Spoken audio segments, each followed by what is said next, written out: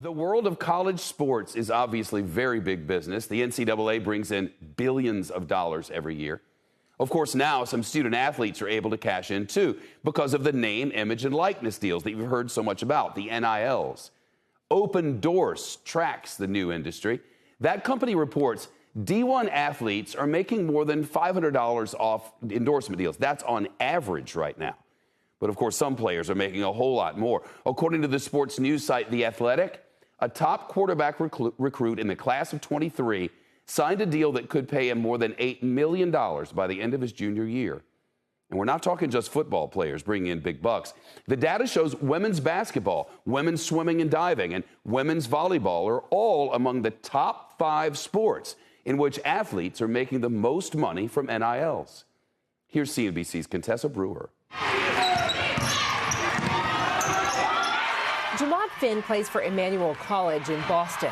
It was game-changing for her when the NCAA decided last summer to allow student athletes to get paid for the use of their name, image, and likeness, or NIL.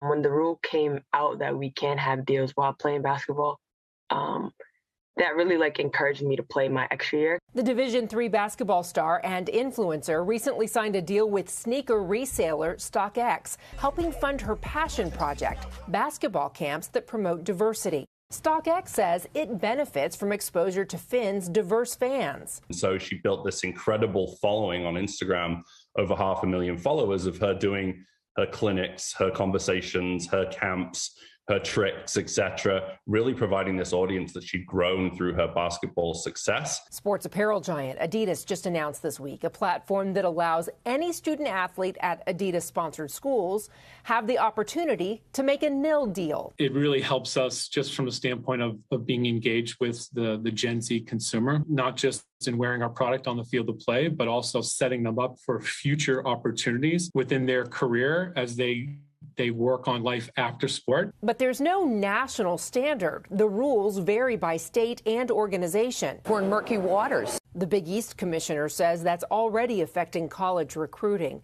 Those with more permissive rules can use it as another tool to attract star players. They don't have equal ammunition when it comes to recruiting, but this was an area that we thought could quickly get out of control because of the nature of deals and who's involved. Jay Wright, head coach of Final Four contender Villanova, says he started out skeptical of the new rules over NIL. I was very, very concerned about that going into the season, and I have been pleasantly surprised. Very proud of how our guys have handled it.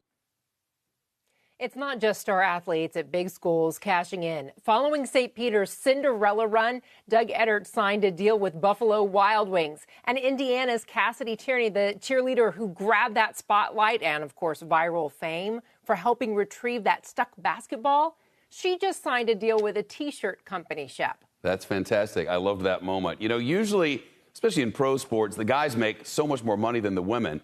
But I guess on average, that's not the case with these NIL deals. Why is that? Well, I mean, look, they have a strong brand. They have a passionate fan base to whom companies want exposure. Take UConn star PAIGE BUECKERS here, heading into the Final Four. She's got about 1 million followers on social media. She just signed a new deal today with student services company Chegg and already has signed with Gatorade and StockX.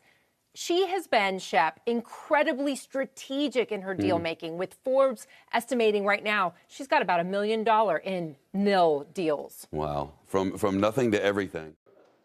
Shepard Smith here. Thanks for watching CNBC on YouTube.